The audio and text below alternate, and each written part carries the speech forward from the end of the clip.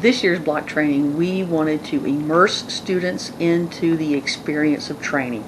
So for the certified block training, everything that we do Monday through Thursday leads up to Friday. And Friday is the big wow day.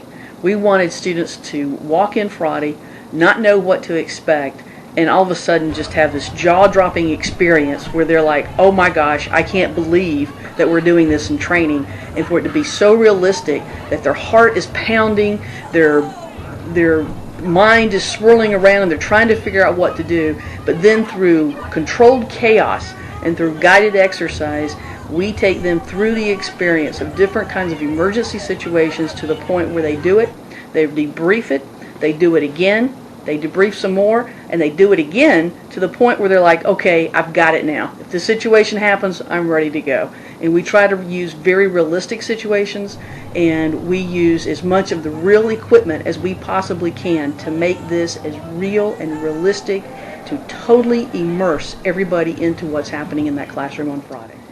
Imagine this. You're sitting in a classroom, and all of a sudden a call comes over the radio, officer's down, officer needs assistance.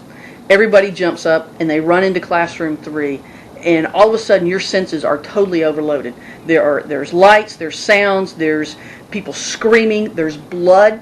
It is pandemonium, but it's controlled pandemonium, and you have to respond to that. So your heart is racing, your mind is swirling, and you've got to figure out, how do I handle this? How do I be the corrections professional that I am and handle this to the best ability that I can? The reaction to this training has been overwhelming. The first 4 sessions that we conducted were for supervisors. It was from corporals through captains. If you can get an opportunity in training to experience that, you will be able to come up with, how am I supposed to secure this scene? How am I supposed to act or react with my coworkers?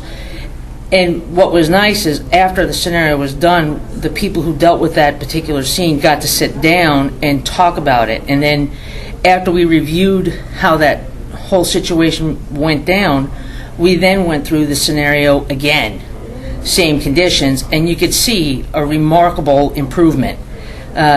So if you can experience that in a training controlled environment, you'll always have a better opportunity of having success when, God forbid, you have to experience that scenario for real.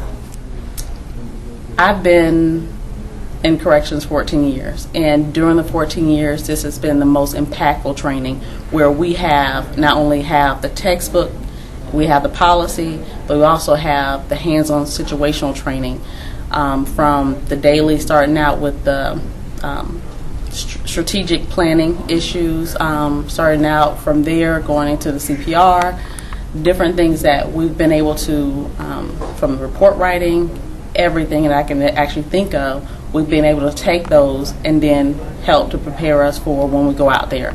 So what I can encourage staff and also make them really excited about, that this training this year has been superb, and that you're going to get what you put in it, and training has actually done what they're supposed to do. It's helped to prepare us and help to encourage us to actually step forward and meet the challenges that we face every day.